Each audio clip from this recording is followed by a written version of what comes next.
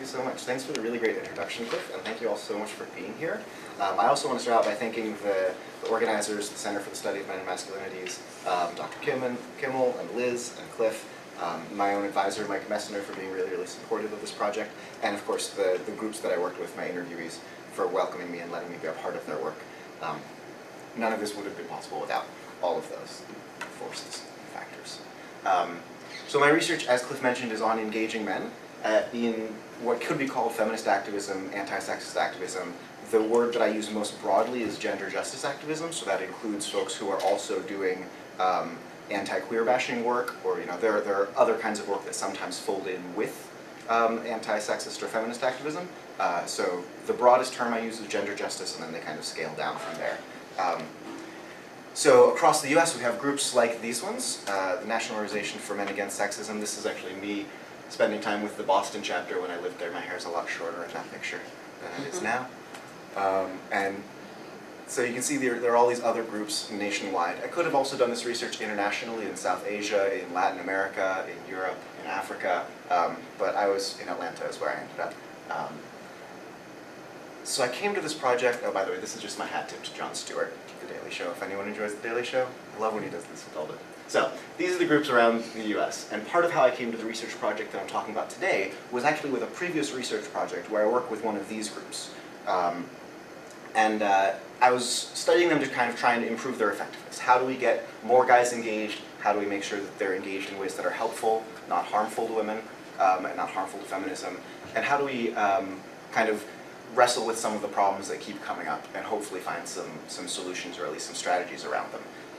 So I found a number of tensions in the work when you get men involved in feminist activism. Things like the fact that most of these groups excuse me, are organizing in homosocial spaces.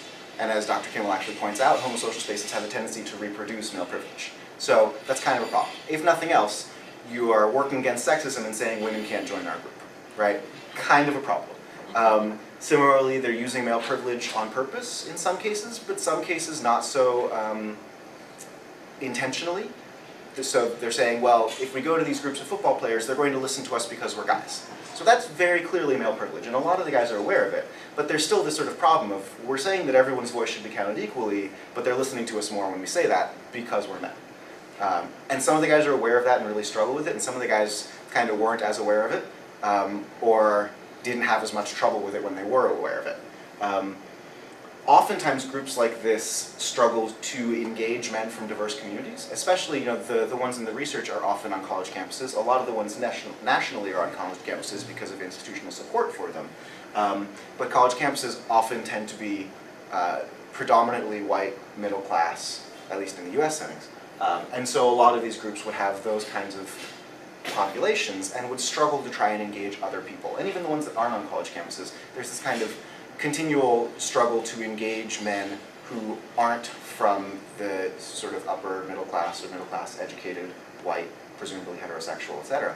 And so I wanted to work a little bit on that because one of the interviewees I talked to said something along the lines of, if we don't engage all men, then we're not reaching all women, right? So so that's sort of where this project started. Another thing that I found in that original project, one of the big theoretical findings was that a lot of the contradictions they ran into, the homosocial spaces, the using male privilege, what I call the pedestal effect, which is just getting a lot of extra appreciation and attention for doing the work, right? I'm so glad you're here. Well, everyone else is here too, and they're doing more than I am. But I'm so glad that you're here because you're a man. Those contradictions I found aren't coming from the guys being sexist and just terrible themselves. It's not necessarily coming from the people around them being terrible. It's coming from a wider social structure that is sexist. That is to say, the fact that they're doing this work in a context of hierarchical oppression, of gender inequality, means that they're structurally set up to run into these same problems over and over again, and some of them aren't going to be able to be resolved. Which for today's talk, let me pause actually. Do you understand what I'm saying there? Basically, like, we're not going to have unproblematic men's anti-sexist work until we have an unproblematic society. Yeah. Not happening. So Right. So that was big and a little bit disheartening and kind of blew my mind a little bit. And for a while I kind of struggled with, well, what do I do then? And eventually what I realized is it kind of ends up being the same thing that I want to do anyways, and in any talk that I give. If, sometimes you'll go to a sociology talk, and all they're doing is saying, look at all these problems, right? I just want to critique it and tear it apart, and look at all these problems, and it's so bad. And that's not particularly helpful, right? It's interesting, it's useful, but it always, for me at least, left me feeling going, huh.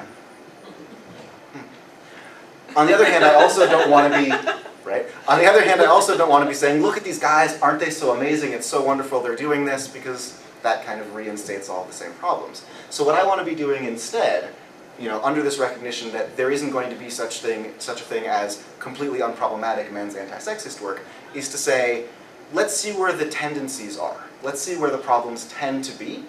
And once we can really clarify those, then we can see how to address them best. And we might not be able to fix them, but once we really have a good understanding of what they are, then we can be a little bit more intentional and intelligent about them. During the study that I did with these groups, I also found a hole in the literature. So for the research end of things, less so much on the activist end of things, I found a hole in the literature that brought me to Atlanta. In Atlanta, I found these groups. And you can probably already see what's different about them. Muslim Men Against Domestic Violence, Sweet Tea, Southern Queer Men's Collective. So these groups are organizing around what Harry Brode calls conjoint identities. In this particular case, with these two groups, I found them in Atlanta, and I found them to be particularly interesting sort of combinations of identities from a theoretical perspective. Like Costin and Kimmel's recent work, Costin and Kimmel 2012, these identities are a mix of privilege and marginalization, right? So it's an understudied and under-theorized social location. We do multiple marginalizations in sociology really well. We're really good at seeing how people's multiple experiences of oppression impact their lives. But we're really not so good yet at what happens when people are marginalized here and privileged there. So that's what I'm talking about with these groups. The men in these groups benefit from a social location that oppresses women, like all men do, but they're also marginalized because of their race. Both of these groups were almost entirely African American, because of their sexuality and or because of their religion. And the last part here is why Atlanta. This is, I'll admit, just a tiny bit of a tangent, but it's a question that I kept getting, both when I started presenting, but even before that, when I was in Atlanta, right? You pick up from Los Angeles and move to Atlanta to do research, people are going to say, why did you have to go to Atlanta to do this? My mom really wanted me to go to Tel Aviv in Israel instead. Sorry, Mom. So I started asking, as soon as I got there, I was asking this why Atlanta question. Why are these groups in Atlanta? And what I realized is that, well, I had to go to Atlanta because that's where these groups were. I didn't find a Muslim group that existed solidly on the ground, there were people meeting anywhere else in the country. That was Muslim men specifically.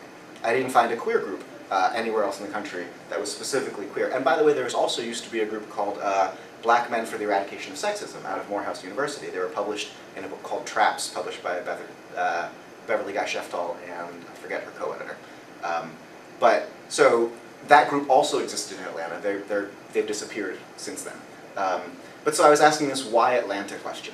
And I came up with historical, geographical, demographic, and institutional factors. So the historical, that's the racial history of Atlanta, so there was slavery, but there's also been a history of successful black community organizing that led to an unbroken chain of black mayors since 1974, which hasn't happened anywhere else in the country. Martin Luther King was there. You can still go to the Martin Luther King memorial site. There's the tombstone and the church that he was preaching in and all these things. So there's the history of race activism. There's also a sexual history in Atlanta. Atlanta has had a safe neighborhood, relatively safe neighborhood, since the 1970s. They've had their own successful activism in the queer community as well. Geographically, Atlanta is kind of this little liberal haven in the South, right?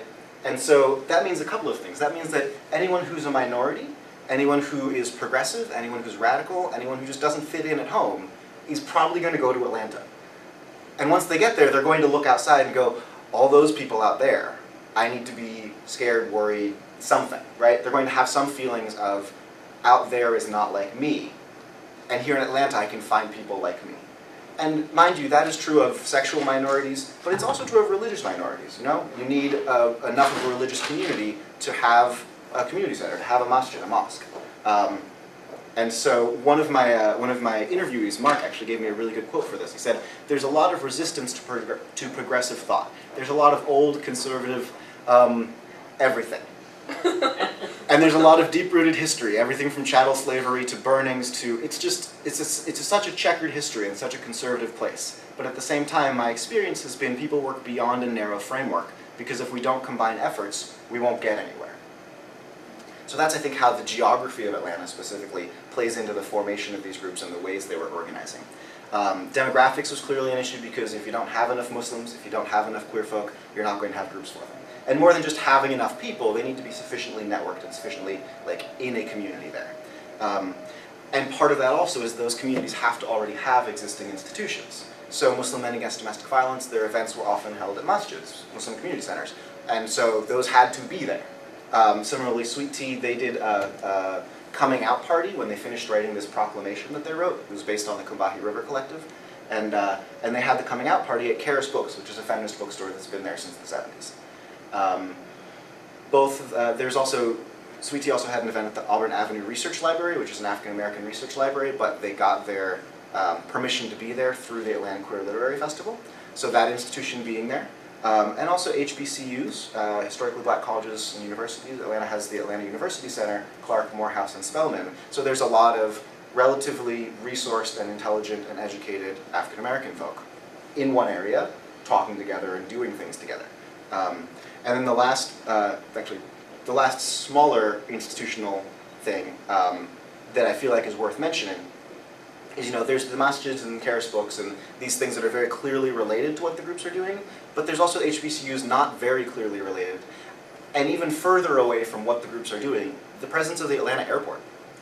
Atlanta airport is actually the biggest airport in the world, and there are huge numbers of people moving in and out of that airport. There are a lot of immigrants coming in and staying in and around Atlanta. There are actually a lot of, I've forgotten the word, people who are fleeing their country for a reason. Refugees, thank you. So there's a substantial refugee community as well. Turns out the most diverse square mile in the United States is a little town outside of Atlanta where a lot of the refugees get settled. So the presence of the airport meant that there was a big Muslim community that kept sort of being reinfused with new people. And that played into how the groups had to organize and what they were doing. The one other point that I found in terms of why Atlanta was the presence of Men Stopping Violence. So Men Stopping Violence is a national group. They were formed in the early 80s as a battery intervention program, but very much from a second wave feminist perspective.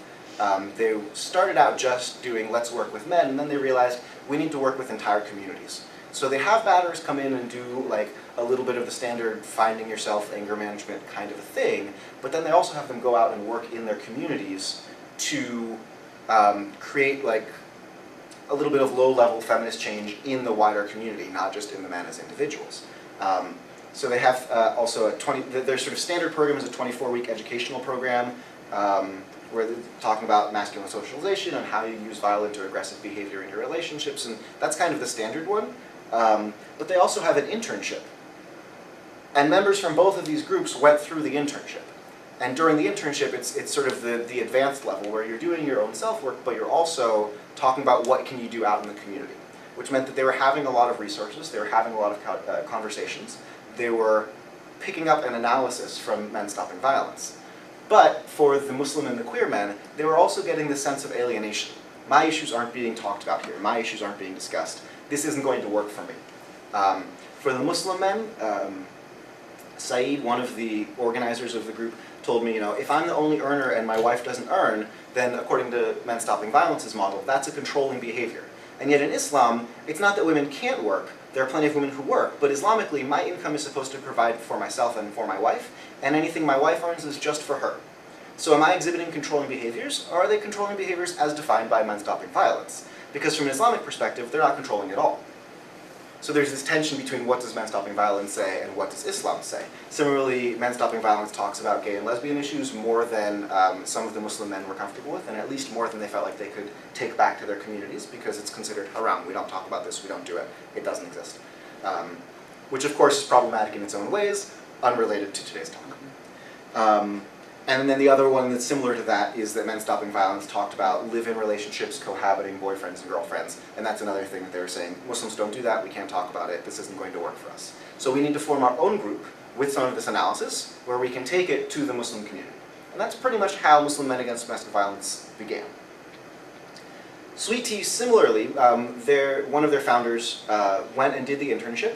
And what he told me was that the political framework, quote, the political framework that they operate with is a framework that oftentimes invisibilizes sexual orientation. It's very men's violence against women, with the assumption of heterosexuality built in. Like, for instance, quote, as a man, you don't have to worry about what you wear being connected to you being potentially assaulted sexually or being a victim of rape, which I thought was so bizarre to me. I'm like, are you serious? I'm a queer person. Yes, this does make a difference to me. That kind of discourse, which is very blanket and heterosexual, was just kind of commonplace in the space. So he was concerned that they weren't talking about sexism in his community and the ways that showed up that were going to affect him. But also he was concerned that Men Stopping Violence in their sort of heteronormative model wasn't going to be able to challenge him on the ways that sexism showed up in his own behaviors.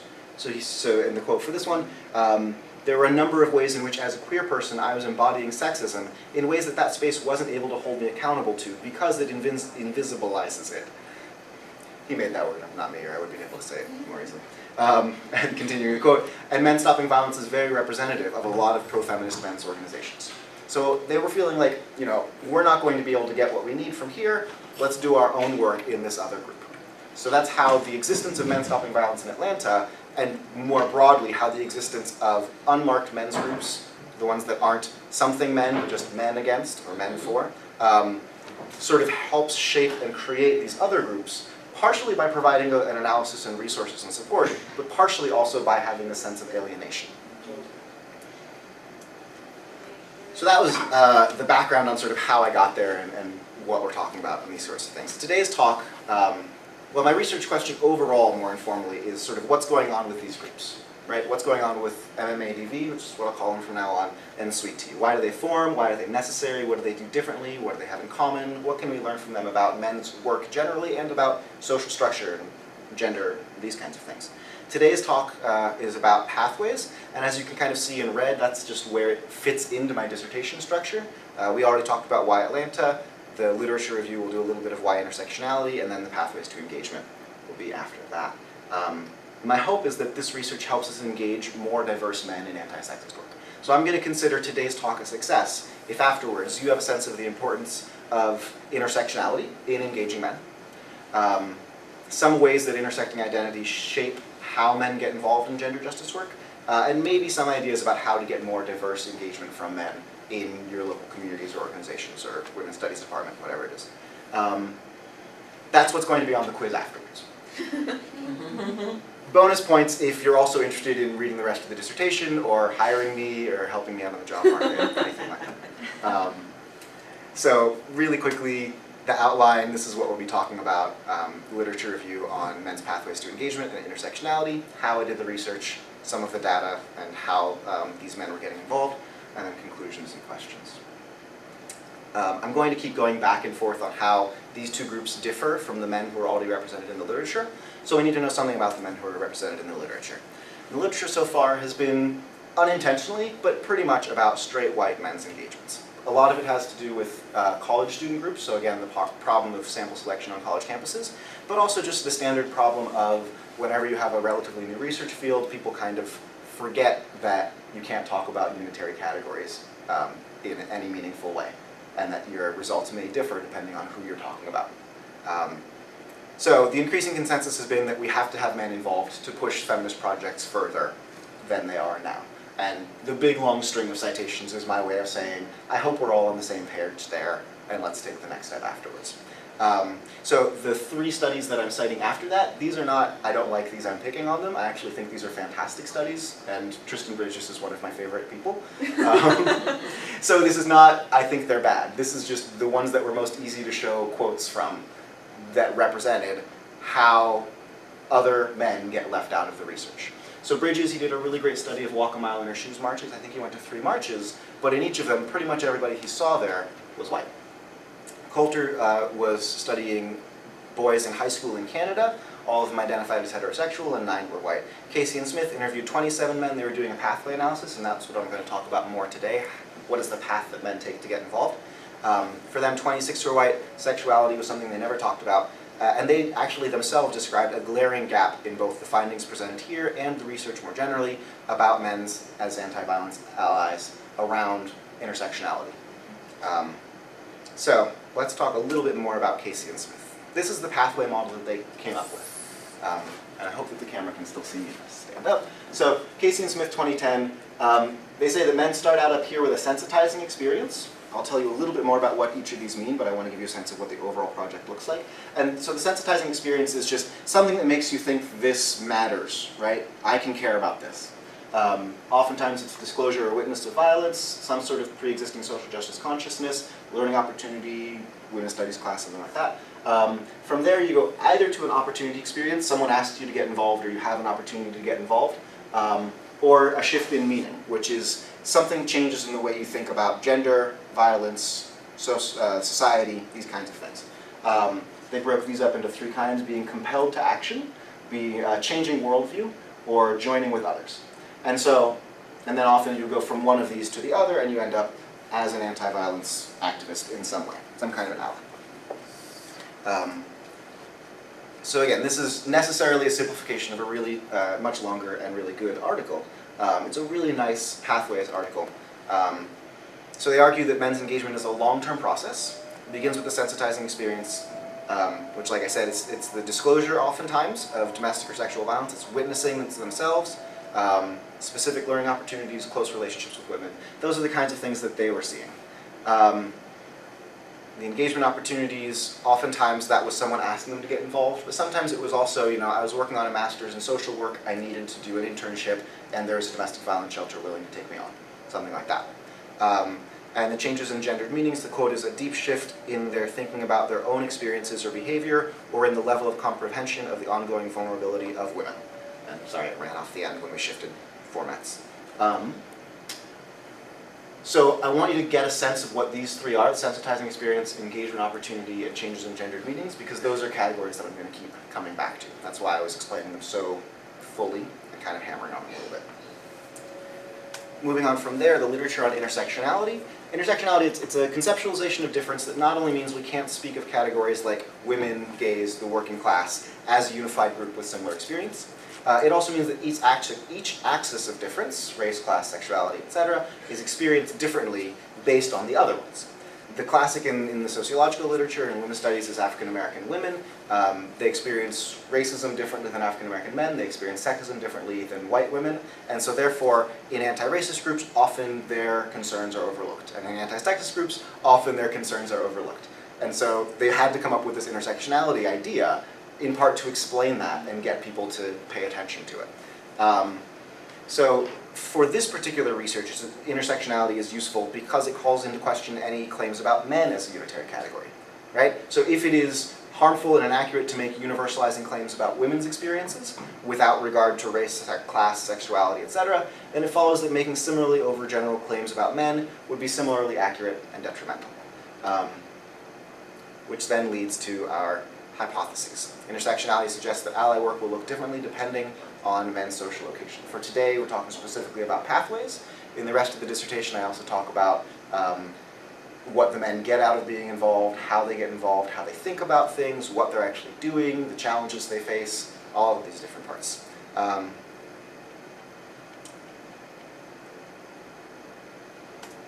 And then the methods. It's a qualitative mixed methods study. I used theoretically informed sampling, right? So I chose these groups for a theoretical reason. I'm not trying to say anything about all men, or all men involved in sexism, or even all African American Muslim men involved in sexism, in anti-sexist work. What I'm saying is, these groups are interesting for a theoretical reason. Let's see what we can learn from them. So the concern isn't statistical generalizability, it's analytical generalizability. Are the concepts I come up with useful in other places? Because of that, then I argue that having 2 groups that are relatively small doesn't really mean that the data isn't useful. What I did was qualitative mixed methods. I was doing persistent observation for 12 months. I lived in Atlanta. I did everything that the groups did, and there wasn't anything that I know of that they didn't let me do. I attended all their meetings, I attended all the events, I helped and like put things on and worked things. We actually almost had a brunch at my house, and then the group fell apart before it happened. But that's another story for yesterday's talk, actually. The other two methods I did data analysis, content analysis, because the one group put out a proclamation, a publication. Both groups had Facebook pages, one of them had a website, so I did content analysis of all of that. And then theorized life history interviews. I interviewed all group members but one. He got away. The one that got away. And it's not because I didn't try to get in touch with him. And you know that because I did one of the interviews at 4 in the morning at a McDonald's after one of the guys got off work. He was a trucker. And so that one guy I just could not get. But Connell argues that theorized life history interviews are really good for seeing how people's individual lives interface with social structures, which is what I'm trying to do. So that's why I chose theorized life history interviews, and you can see there kind of a sense of what it was that we actually talked about. My own social location, it's important as a sort of acknowledgement of all the privilege that I receive and how that might impact the data. But also as a methodological concern. Is the data accurate? Are they willing to talk to me despite the differences between us? And feminist epistemological work has pretty much always, not always, but has pretty well concluded that the researcher's identity impacts the data, impacts the way knowledge is created, right? The fact that I am a graduate student, that I receive all these privileges, that's going to inform my analysis, it's going to affect the data that's collected in the interviews, it's going to inform the ways I interpret the data, and that's pretty much unavoidable. So the problem isn't how do I get myself out of it, because that's not possible. The problem is just, are there ways that I can make sure that these guys are going to feel comfortable talking to me and telling me things honestly and openly, despite the differences between us. And so I did some things specifically to try and mitigate that concern. I was trying to create closeness and trust and familiarity. So I brought up my own activist and research background on issues of race and sexuality. I spoke openly and expressed a sincere interest around their identities to show that I was comfortable with talking about it and that they could talk to me comfortably as well. I brought up the places where we are similar as racialized or linguistic and religious minorities. A lot of the Muslim men against domestic violence men were African American, and so they had just kind of a loose grasp on Middle Eastern Muslim culture. And so I was able to emphasize, oh, my parents are from Israel, I speak Hebrew, isn't it neat how they're so similar and so close? And that worked. It ended up with the organizer of the group, Abdullah. He was calling me Akhi, brother. It's the Muslim word for brother, it's the Arabic word for brother, it's also the Hebrew word for brother. So it was nice that we had that sort of linguistic commonality, and then we had that to sort of bring us a little closer together. And then I also didn't actually discuss my own identities unless I was specifically asked. So it was much more about them and my interest in talking with them, and them feeling comfortable sharing things with me. I don't have any reason to believe that they didn't share things with me, and in fact I have reasons to believe that they did share things with me. One of them is Abdullah here telling me, they were working on organizing a day where everyone was going to get together, do some educational work, and try and put together a mission statement. And they asked me if I would do a presentation, and I tried to sort of genially back out, saying, this is a Muslim group, I'm not a Muslim, I don't feel like it's appropriate for me to tell you what you should be doing to reach your communities. And what Abdullah told me is the fact that you're not a Muslim, that's not an issue right now with your experience. So I was able to use my research background and my activist background as kind of a card to play to help the group, but also to help bring me closer to my interviews. Similarly, I didn't have any reason to think that the queer group wasn't comfortable talking with me about sexuality concerns, because they were certainly happy to talk with me about their sex lives. And that was always a lot of fun. And then also race did come up in conversations in ways that again made me think that they felt totally comfortable speaking with me about it. During one of my interviews, one of the Muslim men told me, I asked him how he thought race played into it and how being in the South played into it. And he told me that the way race works in the South was, quote, white folks don't respect black folks don't trust white folks. The fact that he was able to say that to my face, right, me presumably being white, shows that we have some amount of, he feels comfortable talking with me about these things. So that's what this whole slide is about, is just, I think that my own social location did not affect the data any more than absolutely necessary, or any less than could be controlled. This is what the groups actually looked like in terms of demographics and membership. I'll give you just a second to take a look on that.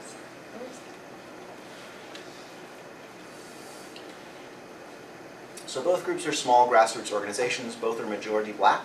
Each one actually had one non-African American member. Muslim Men Against Domestic Violence had one American-born Indian, Asian Indian, and Sweet Tea had one older white guy, and that's his own personal identification. Sweet Tea tended to be a little bit younger, a little bit more educated, and a little bit higher paid than Muslim Men Against Domestic Violence. MMADV clearly were Muslims. They were all married, and with one exception, they all had 3 or more children. The one guy was newly married, didn't have any kids yet. Sweet Tea, none of them expressed any religious affiliation. They all identified as gay or queer or something like that. They were all single, except for one of them, and he also had an adopted daughter. So, just if you think that might be interesting or useful in understanding who the groups are, what they look like, how they function. Even better sense of who the groups are and what they look like. This is Abdullah, the coordinator of MMADV, and this is just to give you a sense of the group. He's wearing a kufi. You can see in the background, they're in a masjid. Hopefully you can see in the background. That poster in the background is from the Quran. It's a Quranic verse. It's in Islam, or in Arabic. They're very pretty cursive script. So this is the event in the masjid. But other than being in the masjid, he's wearing a kufi, there's not a whole lot here that separates it from kind of a standard single-issue liberal anti-violence group. We're going to wear t-shirts, they're going to say we're against violence, we're going to have a purple ribbon on it. The other thing that you can't see, that you might not see from this particular photo without me explaining it, is that they had a lot of trouble because of their class position getting everybody in a room together. So that's why there's only one guy in this picture. This is a sense of Sweet Tea. This is from their coming out party in Karis Books, so you can see all the books behind them. And that sort of, to me, is representative of their close connection with feminism and of their deep engagement with literature on feminism and with theories and these kinds of things. Most of what they did involved something like this: having conversation, building community, sitting around together and discussing these issues. So this is kind of, this picture gives you a really good image of what Sweet Tea looks like. The similarities between the groups, both of them are small community groups built around their marginalized identities and their commitment to gender justice of some kind. Both are small grassroots groups, like I said, so they organize mostly at people's houses, over the internet, Facebook, by phone. They both had some relationship with Feminist Women's Group, but neither of them were institutionalized in any way, and neither of them had any institutional support. So, Sweet Tea, for example, they were at Karis Books. They didn't have any ongoing, like, formalized relationship with a women's group. Muslim Men Against Domestic Violence was originally formed by Baitul Salam, which was a larger anti-domestic violence organization run by women, but they had sort of separated off. They didn't have any kind of constant contact going on. And the no institutionalized support is also important because a lot of the literature is on groups that are on college campuses, so they do have some kind of institutional support. Oftentimes they'll have someone who's a paid employee who, in part, their job is to make sure this group runs and gets going and is doing things. Sometimes they're grant funded. If nothing else, they know we can meet every Tuesday in this room on campus. And where do we meet and when? It was actually a big problem for these groups. Both of the groups use their community resources and social networks really effectively, in my opinion at least. So what that looked like for Muslim Men Against Domestic Violence, a lot of their events and meetings were in the masjid, in the community space. The t-shirts that you saw, they were printed by a Muslim screen printer. You know, a Muslim who owns a screen printing business, and he did the t-shirts for them at cost. When they wanted to have conversations with people, they always made sure that they knew the Quranic verses to bring up. And so that's like the cultural resources of their community as well. Sweet Tea, similarly, you know, they did the thing at the feminist bookstore. They did another event at the Auburn Avenue Research Library, which they got because of their previous connection there through the Atlanta Queer Literary Festival. A lot of them met through other queer networks, either Aid Atlanta, which is an HIV/AIDS organization, or the Queer Literary Festival, or campus groups like Blackout at, I believe, it's Georgia State University, which is an African-American queer group, Blackout. So the networks in the gay community was already a big part of the resources that they had. And then like things like when they had an event and they wanted food, they would ask for donations from the gay-owned restaurants in the community. So that's what I mean by using community resources and social networks. And they faced some of the difficulties that are common to organizing men, which I kind of spoke of earlier, the pedestal effect, and using privilege and organizing in homosocial spaces, these kinds of concerns. So this is where it gets really interesting, and like the heart of the data that I'm talking about today is the pathways. So MMADV, their pathways actually roughly follow what Casey and Smith described, the big picture that I put up earlier. Despite being black and Muslim, it's pretty much just minor cosmetic differences. It looks pretty much the same. We can add a little bit of detail. That sort of additional detail includes the central role of women, the formalized educational opportunities that are creating gendered shifts, the importance of age and especially parenting as a factor, and the use of technology to connect with other Muslims, small and dispersed population. And that shows up really clearly in these quotes. These are, I'm going to show two quotes from Muslim Men Against Domestic Violence, and in each case it's just, I asked them, the first question in the interview was, how did you get involved in this group? And this is their answer.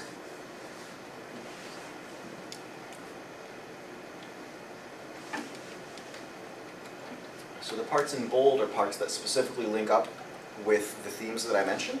So there's a website called Islamic Answers, that's the use of technology.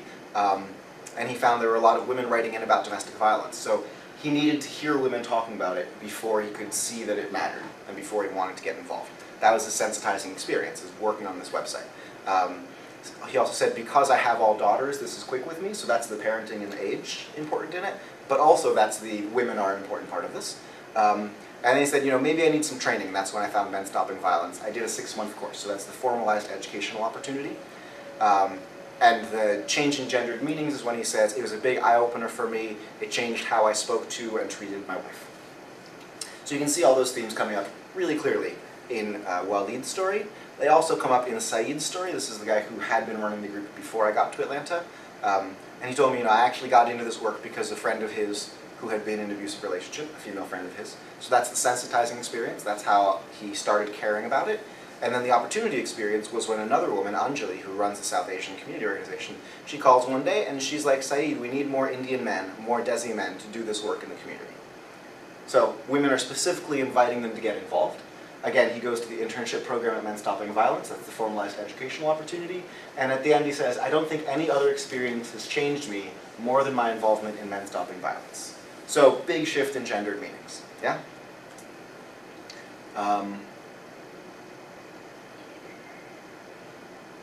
Sweet Tea's path. I'm going to back up for just a second. There was one thing that I missed that I wanted to say back here, which is that Walid, when I was talking to him about this and he told me about the website and when he first got involved in the website, he said, I got involved, quote, about 1.5 years ago. So he was already in his 50s when he got involved. He was motivated by his daughters, and before then, though, he said, domestic violence, quote, was never anything that had ever crossed my mind. I had never even thought about working in or doing this kind of thing. So that, to me, really highlights and emphasizes the importance of age and of parenting. The older a man is, the more time he has had for potential sensitizing and involvement opportunities, including friendships, romantic partnerships, family concerns, these kinds of things. So, whereas for Casey and Smith, the sensitizing experiences tended to be about disclosures of violence, social justice consciousness, or education, this study finds evidence that older men's sensitizing experiences may have more to do with experiences of parenting, and so therefore engaging older men might be sort of an untapped resource and really useful place to research and to engage. Yeah. So while the MMADV results don't really change the pathway, they do tell us a little bit more, and they give us a couple more little places that we should think harder or focus on when we're trying to get men engaged. I argue that in the next slides about Sweet Tea, we do actually find a need to change the model, an actual revision of the model. So therefore what that means, and this is the part that I think is really cool, it's not just experiences of marginalization make you more willing to be an ally. The type of marginalization matters. So for Sweet Tea, they do require a revision of Casey and Smith's model. Oops. I have no idea how I did that. Oh, it's a touchscreen. I had no idea. So the extra themes for Sweet Tea included that they were linking their own marginalization to women's experiences of oppression. Their sensitization and involvement experiences are through their own experiences, which then mean that their stories about getting involved tend to start younger. They don't need to involve women in their stories. And in a lot of cases, their stories are kind of non-stories, and you'll see what I mean when we get there. And then the last thing is they don't describe a shift in gendered meanings at all. Instead, what they say is that education provided them a language for describing things that they already knew from their own lives. At most, they would say, I found a community of people who had experiences similar to mine, and I didn't know that was going to exist. So, the really clear and obvious link of our own experiences to women's experiences of oppression, Harry says, sexism and homophobia are flip sides of the same coin. And these are about the sensitization and involvement experiences. They also show that linking their own experiences thing, so that's why I only put the one on the first slide. So for Mark, his sensitization and his involvement experience, he says, and this is also showing that the stories start much younger because they're from their own experiences. It starts with being a little gay black boy. So this statement provides not only a temporal marker, right? The path to involvement began during my childhood, but it's also an explicit link to the ways that Mark's intersecting gayness, blackness, and young masculinity set the foundation for his later anti-sexist work. The next quote similarly shows my own experiences at the intersections of racism, homophobia, and sexism, and also from a very young age. Yeah, and I love the way that he links his experiences of oppression and women's experiences of oppression. He says, all of that's great.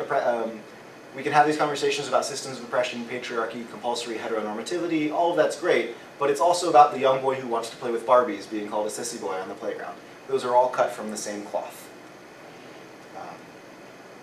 So to the extent that that Sweet Tea would discuss specifics in sensitizing experiences, they did so without reference to women. The very few exceptions were when they talked about their own mothers, being usually strong single mothers, or in one case there was abuse in their family of origin. But other than that, they didn't talk about women as a central part of their involvement pathway. And even the ones who did bring up women in some part of it, they also talked a lot about other parts of their own experiences being important. So they were talking about it with reference to their own lives as black gay men. There were no stories of engagement opportunities that involved women asking them to take a stand, asking them for help, encouraging them to get trained, these kinds of things. And then the other part of this is that whereas MMADV members could tell me these very clearly defined narrative stories about I got involved because this happened, and then this happened, and then this happened, for Sweet Tea members, they tended to answer the question like June does here. I was just invited to be a part of it. Yeah? It's this total non-story. How did you get involved? Ida called me and said we're meeting at his house. That's it. And I showed up. It's really like a non-story. But not why I showed up, just... Right. No, I had to keep asking questions to get them to tell me about previous experiences that sort of led up to it. Because, they'd say, I just showed up, right? I just, I cared, I got invited, and I went. I came for the beer? I mean, it's like... It wasn't the beer, it was I came for the community. Community was a really, really big part of the way this group thought and talked. Mm-hmm. And Ida, the primary founder, already knew, I believe, all of the other men from other social justice work. And he was very explicit about recruiting guys who already were feminist, or identified as such, or had some amount of feminist consciousness, who cared, who were going to be interested and wanted to be involved, and who were, to some extent, like recognized in the queer community, so that then the group would be kind of like a powerhouse in the community, right? So they were invited, and they were like, yeah, of course this is important, and I get to do it in a group of other really intelligent, motivated guys who I've probably seen around and recognized and really respect. I'm going to go and be a part of it. I'm really excited about it. So there's no real story to speak of when I asked them about it. And when I wanted to flesh out a story, I'd have to ask more questions. Well, when is the first time this came up in your life? When is the first thing that that made you think that this would matter, that sexism matters, that oppression is important? And that's when they started telling me about, well, it's been my whole life, So it's worth noting, by the way, that this difference in pathway stories, it's not just a difference in the way they speak. In previous talks, I've had people say, well, what if it's just MMADV guys like to tell stories, and the Sweet Tea guys don't? And I can tell you very clearly it's not that the Sweet Tea guys don't like to tell stories. Sweet Tea actually comes from a southern queer community phrase for telling stories. It's gossiping. Do you want to come over for some Sweet Tea? Do you want to come over and we'll just gossip? So that's what Sweet Tea Very, very loosely. It's a much denser signifier than that. But very loosely, that's where the phrase sweet tea comes from. So, and 2 of my longest interviews were sweet tea members because they just loved telling stories. In the one case, it was 4 hours long in this one guy's office, and the other case, it was 5 hours long over 3 different periods of time, because they're just really great storytellers and they had a lot to say. So it's not that they just didn't want to tell me stories. It's that this idea of how did you get involved almost didn't make sense, because it was from my own experience. You know, of course I got involved because of my own experiences, and I understand this. Which actually brings us really nicely to this sense of gendered understandings. When I asked Dwayne about it, he was telling me, you know, we develop a lexicon for being able to talk about feminist work in theory, but for a lot of us, we already know the concept. So they weren't talking about, this blew my mind, I had never thought of this before, I had never considered it. They were saying, I've known this since I was a kid, and when someone told me a word for it, called intersectionality or called structural oppression, you know, then I just learned a word for this thing that I already know. I didn't have the word patriarchy, didn't have the word sexism, but I knew. So because of their own life experiences as people marginalized on the basis of their gendered or sexual identities, Sweet Tea members never speak of having had to learn about the issues. They don't talk about being surprised by the prevalence of sexism or gender-based violence, or having significant shifts in gendered meanings because of their involvement. Instead, they describe learning a language for things they already knew, or realizing that other people shared their experiences. So those are my conclusions. Like Casey and Smith's respondents, they were describing their pathways to gender justice work as a process over time, involving some amount of emotional involvement, and that personal relationships were in some way important, right? They already had existing relationships that helped draw them in. Intersectionality is clearly an important impact to the ways that men get involved, and so organizations looking to involve men need to do so in ways that are intersectionally aware. So Muslim Men Against Domestic Violence, their pathways elaborate on Casey and Smith's model. You know, we talked about how we can add some specifics about age and about technology, about the reliance on women and on formalized educational experiences, but other than that, they pretty much mirror the unmarked guys that are already showing up in the literature. Sweet Tea, on the other hand, they don't fit Casey and Smith's model. They just don't. Their engagement and sensitizing and involvement experiences come from their own experiences. They start earlier, they don't require women's input, and they don't have this strong narrative.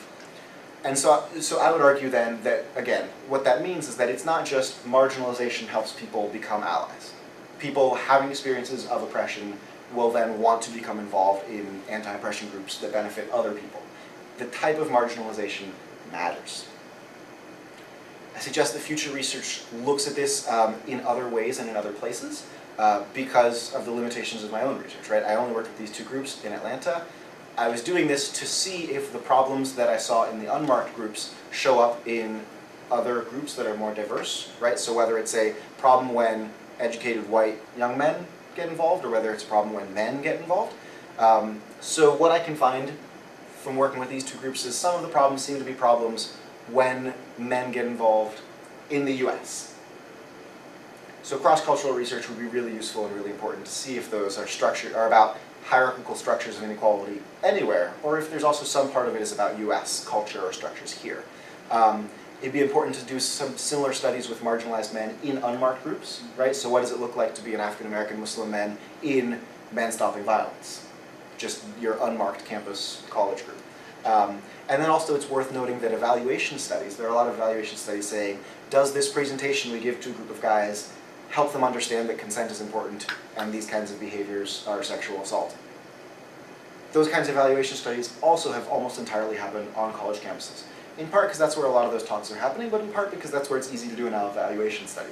So it'd be really important to have some of those evaluation studies looking at how those talks work when they are directed at men out in the community, men who are from other intersectional locations, because it's very possible that different tactics are going to be necessary for different communities.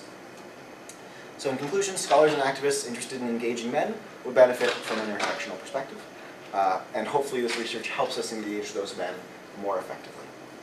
Thanks so much for your time. I'm happy to take any questions you have.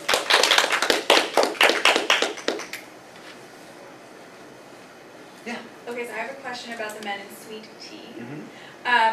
the quotes that you listed from them indicate that they're sort of gender non-conforming in their youth, right? I wanted to play with Barbies. Yeah.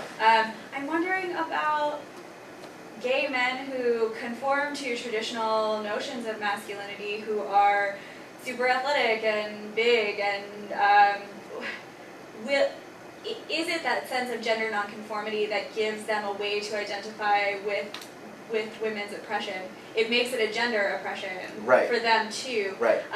But how do we reach gender conforming gay men? Yeah. Or does this work for them? I don't know. Right, right. So it's a really good question, and it makes me realize sort of some implications that I put into the talk without meaning to. So it turns out that some Sweet Tea members very much were gender nonconforming Okay. and were very aware of it, and some of them weren't. And interestingly, that became sort of one of the fault lines within the group. There was an argument during the writing. The proclamation at the beginning, they say, you know, we are Sweet Tea, we are a group of men organizing against sexism. Again, it was based on the Combahee River Collective, so it starts out with this is who we are, this is why it matters. And part of what they said in that beginning was, we are tops, bottoms, femmes, butches, genderqueer, you know, we're all these things. And it turns out, you know, as I talked to them, part of the struggle they had in writing the proclamation was that list. And a lot of the more gender conforming guys would be like, I don't see why we need that part. And then the femme guys would be like, no, trust me, we need that part. Similarly, some of the guys were like, tops and bottoms, really? Do we need to be telling them about our specific sex lives as part of this? And the other guys are saying, no, really, that's kind of important. So it was really interesting that that became a part of the conversation. I don't think it's necessarily that only the gender nonconforming men were using their own experiences to understand things, because that first one, Mark, who said it starts with being a little black gay boy, was one of the more gender conforming guys in the group. But was he referring to himself then with the Barbie comment, or? Oh, that wasn't the Barbie comment. Or that was the other guy? The Barbie comment was from Deshaun, and he is more gender nonconforming. Yeah. But yeah, I think the gender nonconforming is a part of it, but also all the other parts of intersectional identity. Yeah. So for Mark, it was also about being working class and having a single mom. And it was also about, for June, it was part of it was, and I thought this was, you know, this was one of those moments where I realized, you know, I know enough about the research literature on African American community to understand what's going on, but I don't have that experience myself where it comes to mind automatically for me. June was saying, you know, I'm so dark-skinned, which is the way that he was saying it, but I speak like a white person. And so for him as a kid, having, you know, speech patterns that were understood as white, but being dark-skinned, was a big tension and part of how he started seeing structural oppression in his life. Does that answer your question? Yeah. So I have a question about the work that the groups were actually doing. Because I imagine that the anti-domestic violence group looked a little different than Sweet Tea in terms of the types of violence they were working against. So can you talk a little bit about that and how that actually impacts your findings? Because is it more that there are different types of groups and so therefore they're different in these ways, or is it that the men are different in these ways and therefore go towards these different types of anti-violence? Right. That's pretty much chapter 3. So I can give you like small bullet points that'll seem very clear because I've written it all, but there's a lot there. Yeah. It's a really good question, there's a lot there. Yeah. It is very much the case that these groups understood and thought about gender and violence and justice very, very differently. Sweet Tea saw themselves as part of this big, broad liberation movement. We're freeing everyone from patriarchy. Patriarchy is a word that kept coming up, and it's been sort of problematized in the sociological literature, so I don't use that word myself, because it kind of collects everything bad into one word, and we call it patriarchy, and then we don't really know what to do with it other than go, patriarchy, it's bad. So I don't use it myself in my writing, but they were using it all the time, and they saw patriarchy as this kind of big evil that was not the root of all social problems, but the root of a lot of them. And so they saw themselves as allied with anyone who was harmed by patriarchy, and also anyone who was harmed by racism, and also, to some extent, anyone who was harmed by other structural oppressions. MMADV, on the other hand, was very much, domestic violence is bad. We need to help women who are in abusive relationships. And it wasn't just help women who are in abusive relationships, they also sort of understood violence in this very narrow way.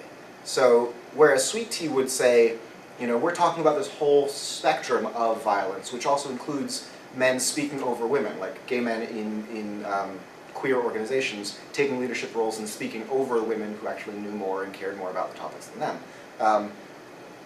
You know, they saw that as a form of violence. Muslim men against domestic violence, on the other hand, it was very much like, when someone hits someone, that is violence. When a man beats his wife, that is an abusive relationship. And sometimes they would open it up a little bit more broadly, and they would talk about forcing a woman to wear a hijab who doesn't want to, or locking a woman into the house. But they're still pretty like big, substantial, very clear, like black line sort of behaviors. And usually they were also in the context of a relationship that's pretty clearly abusive in other ways. Although the one guy did say it made him think about how he spoke to his Right, wife. right. Yeah, so it's not that they didn't have any awareness of other forms of sexism, but it mostly wasn't what they were doing or talking about in the group. That was the guy who went to the Men Stopping Violence training, and he was talking about being aware of that because of the Men Stopping Violence training. When he was working with MMADV, he didn't talk about those kinds of things as much. So yeah, they're definitely very different groups. The way they understand and the issues is very different. The ways they see themselves getting involved is very different. For Sweet Tea, because of their understandings of the issues come from their own life experiences, it's very, what I'm calling organic, right? They have an understanding of intersectionality that comes from their own lives. They also have an understanding of violence that comes from their own lives. And so, for them, violence is,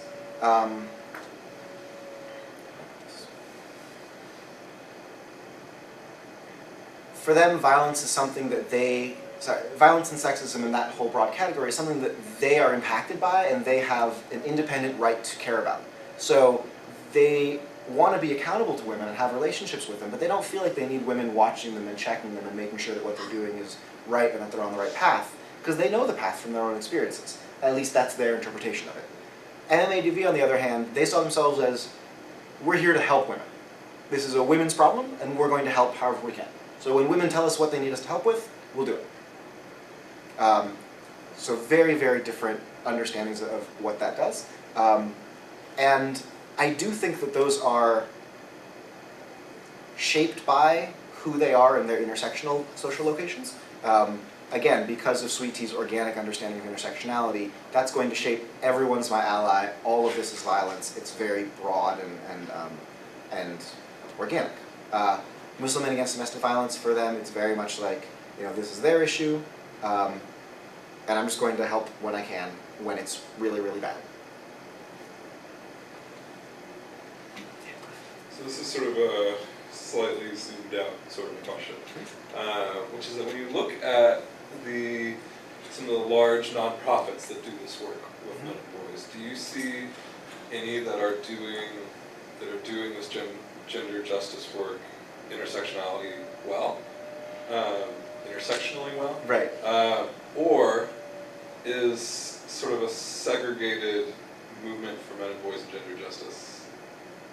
Is that the future? Is that what's, I mean, in many ways it's the present, but is that also the future? Right. Yeah, that's a great question. Thank you for bringing us back to this broad question of how do we do this. I think it's kind of a little bit of both. So when I started this project, I got in contact with some of the heads of some of the bigger groups, and a lot of them are very aware of this thing. And a lot of them are spending a lot of time going, how do we do this? So I have some friends in a national organization. I don't know whether it's ethical for me to say who's who, and I don't want to get anybody in trouble, so I'm not going to name names. But they were saying, you know, we have this contract to do work at HBCUs or at Latino serving institutions, and so we know that this is important.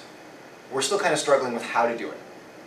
And so they wanted me to do this in part to help them figure out how to do that. The Men Stopping Violence, I can name them because you already know that they're there. When I talked to them, I went and interviewed a couple of their employees as well. They were very aware of it and also aware that they're struggling with it. They are really good around race and class because part of where their battery intervention program gets people is through the prison system. Prison system overrepresents African Americans and working class folk, so that's who's going to end up in their classes more. So they've had a lot of time and experience working around those issues. Also, a lot of the employees there are people of color. They recently transitioned their, I'm forgetting whether her title is CEO or the head of their organization. Used to be a white woman named Shelley Serdaley, and she's fantastic. And she decided that she was ready to step back a little bit, and so they were very clear and intentional of, we need a younger woman of color who's competent and going to be on top of this. And let's actually split the job up so that Shelley, who has more experience and has the network, can do the fundraising end of things, and the new person, whose name unfortunately I've forgotten right now, because I didn't get a chance to interview her. She was very busy running the organization and just starting her new job. But she can focus on the other parts of it. When I interviewed some of their employees, they were saying things like, we know that there are some of these things we're not good at. There's some cultural competency things that we need to really improve on, but there's also only so much we can do. So, it would be very, very tricky for them to have, they can't do a whole class for Muslims because they probably aren't getting enough of them. But they can't take all of the dating, cohabiting stuff out of their regular class in order to make it fit Muslims, because then that's ignoring a big part of everybody else's lives. So it's very how do we do this? They've been struggling around sexuality for even longer, and that's still a concern for them. One of their guys actually told me, I think it's great that these other groups are forming, and I'm glad that we helped them form, and I want to support them, because we can't do that all of ourselves. So I think to some extent there is this necessity to have groups that are for each community. Saeed, I'm pretty sure it was Saeed, the ex-coordinator of MMADV, said, I would love to eventually have not just Muslim men against domestic violence, but Desi men and Saudi men and Ethiopian men, because they're going to be linguistic concerns and cultural concerns, and if we can get those guys even more specifically, we can reach them more effectively. At some point you do run into branching out and getting smaller and smaller and smaller, and what do you have left? You've got one guy who's really, really stressed. So I think there's a balance, and I think what I would hope for is sort of creative solutions, where maybe a larger, more well-funded and resourced group that's been around longer does sort of the mainstream work and provides some more analysis and does the things that they have the resources to do, but also helps and supports some of these smaller groups for little community, for smaller communities, and helps them in terms of analysis, but also in terms of, here's how you do this, here's how you apply for funds, you can use our space, that kind of thing. Is stuff that I would think would be really useful. I hope people get more creative and coalitional like that. I think would be really useful. Yeah. Okay, so I'm also wondering not just about sort of groups of different men having different spaces for one another, but these groups you said aren't tightly connected to any sort of sister group or something. Right. And so I'm wondering too, how does that affect the work that they do? So how do the Muslim men against domestic violence deal with domestic violence if they're not connected to a women's organization that might bring them information or bring them victimizers or victims or What do they actually do? Yeah, do other they than show up for a march? Yeah, do they Right. just talk to one another about how I don't do this in my relationship, and maybe it's just more interpersonal. And how do Sweet Tea's members connect their gender justice project to also women's gender justice projects? I don't know, I think this is what you're hinting at when you're saying there is no unproblematic men's engagement with this issue, because it's just messy. So I'm just wondering, specifically for these groups, and then sort of how do you see maybe a future? Please answer all of our problems, solve them now. A future in this for sort of developing those connections. Yeah, that's a really great question. That's Some of that comes up in my 4th chapter, which is on the problems that the groups faced. And then some of that also is discussed in a book that my advisor and another graduate student and I are working on publishing on Oxford University Press. It's coming out hopefully next year. It's going to be called Allies. It might have a colon and some kind of subtitle, depending on what the publisher would like to call it. And so that has a big discussion of accountability. And one of the other contradictions that I didn't mention because it wasn't central to this talk, but one of the other contradictions that I found in my original work was this accountability concern. How do we make sure that we are staying in touch with women's groups, doing things that are useful to them, not causing them trouble, without asking them to babysit us, or educate us, or do more work for us? And it's this very narrow path, and it's very possible that there isn't a path there. Each of my groups tried to navigate that differently, and both ways that they tried to navigate it, I think, sort of fell short in different ways. So Sweet Tea was very aware of, we don't want to make more work for women. So when they were writing the proclamation, they had friends of theirs who had expressed an interest and were excited to read it and critique it. So they got women's feedback on it, but it wasn't, this is your job now, right? It was, I have a friend who really wants to do this. Cool. So that was in writing the proclamation. They tried to keep some amount of accountability and connection, and they showed that by doing their coming out party at the feminist bookstore. But then they did kind of fade away from women, because they didn't want to create more work for them. And they were very clear on that. They were like, part of this is we want to show that this is our issue. Women have been doing this for too long, and men need to stand up and show that, we are not taking charge of this, but taking a stand about it. And then part of it was we don't want to make more work for them. But they did fade out to the point where one of the members actually told me, that's something I'm kind of ashamed of, is that we didn't do more work with women as as our work progressed. So I think they kind of overbalanced in the not making more work for women side. MMADV, I think, overbalanced in the other way, to the extent of a lot of times their projects wouldn't, and this is chapter 4 of the struggles, a lot of times their projects wouldn't happen if there wasn't some representative of the women's organization getting involved and telling them it should look like this and helping them do things. And part of that is the standard feminist critique of when you have women in an activist organization, they're going to end up making copies and coffee.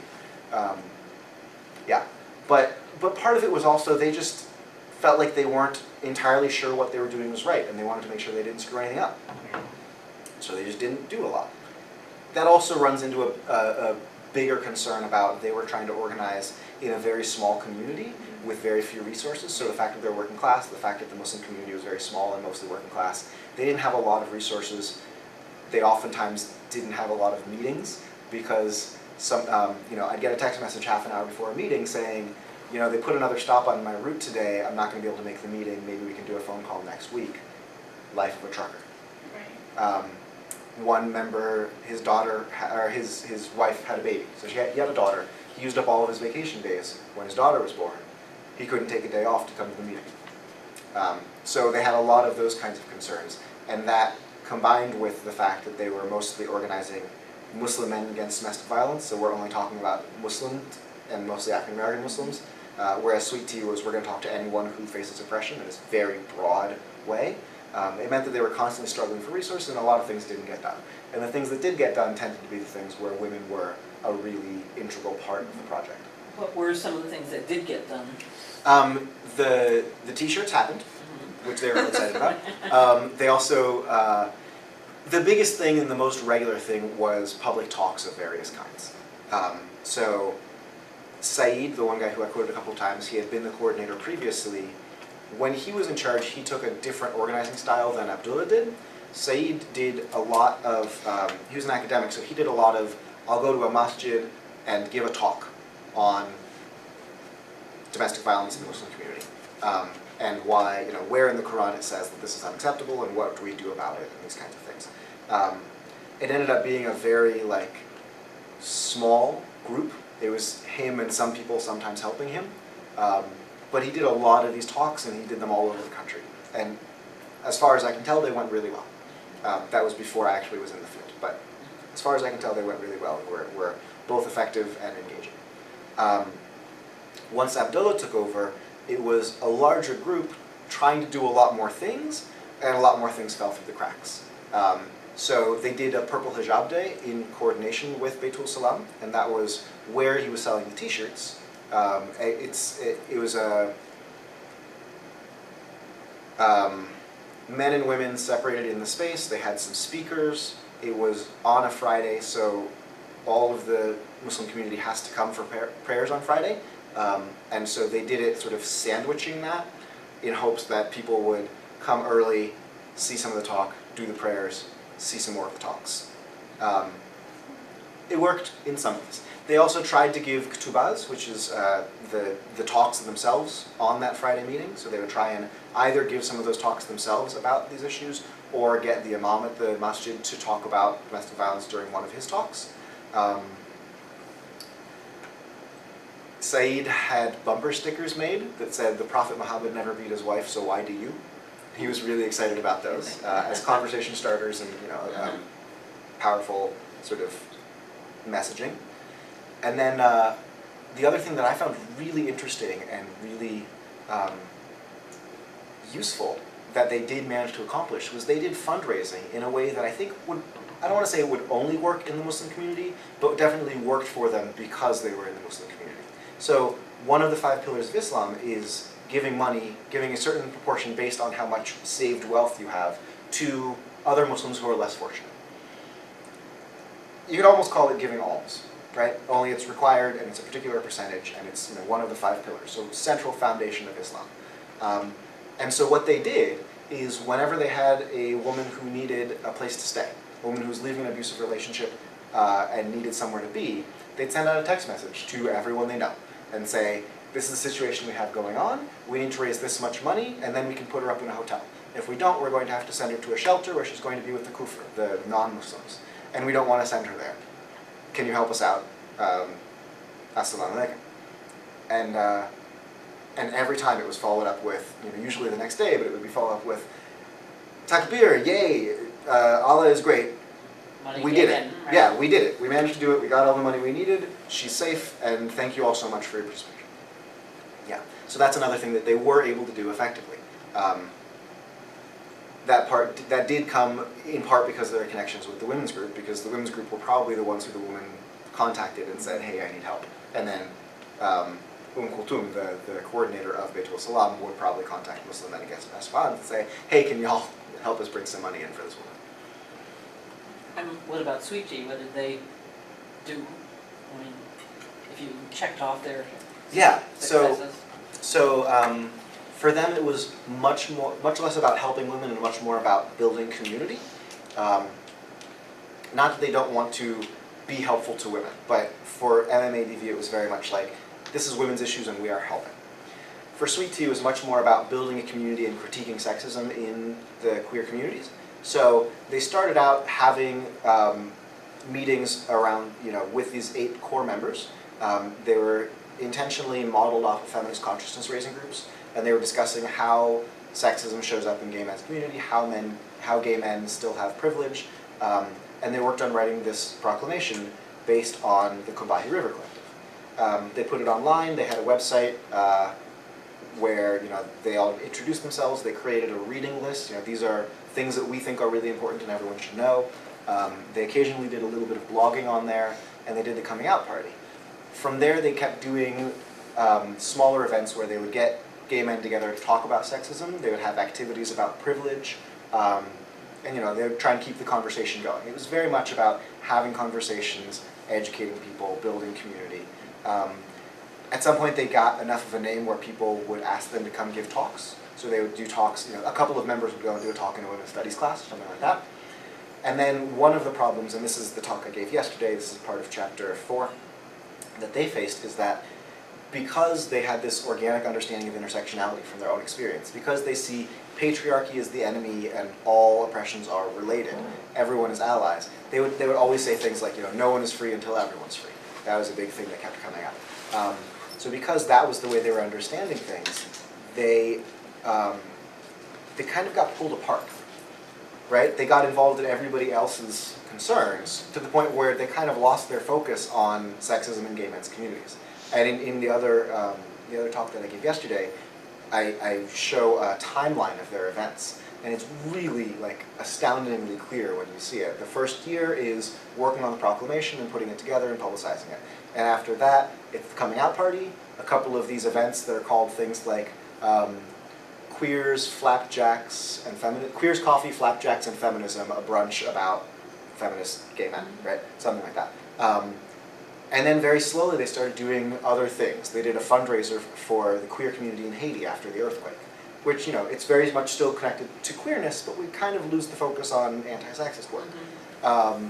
And after that, you know, they have a couple other things, and then they have Queers Run Amok, which is a celebration of queers in progressive organizing, which again, very much connected to queer community, very much connected to social justice work, and some of the people there were feminist identified and like specifically doing feminist things, but what their part of it was, let's celebrate the fact that we have queer people doing such amazing organizing work in all these different organizations in Atlanta. So it was much more of just like, yay, go us, isn't it great that we're doing this, let's have some recognition for these people. So again, we can see them kind of moving further and further away from their original point. And then eventually they kind of fell apart to the extent where one of the members, the one white guy, Harry, so hilarious. He was the oldest member and the only white member, total sweetheart. And he would always say, I bring the diversity to the group as the oldest person, right? So he would pull the race out of it intentionally in a joking way and say he brings diversity because of his age.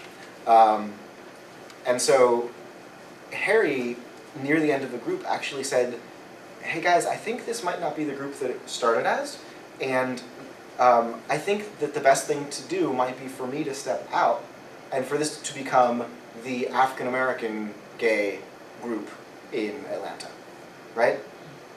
Which is very clearly like, I think we're not an anti-sexist group anymore, I think we are now a queer African-American organization.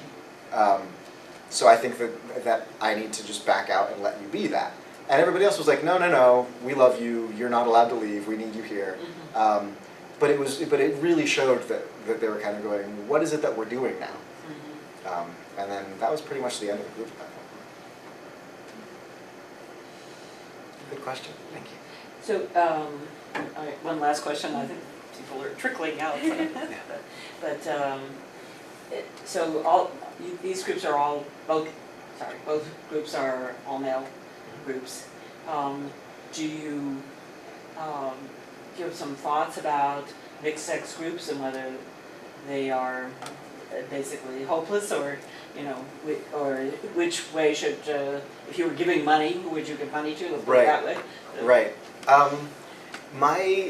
My personal favorite, and with no research background on it at all, my personal inclination would be towards groups that are mixed sex but very aware of times and situations in which it is important to be sex segregated for a intentional reason.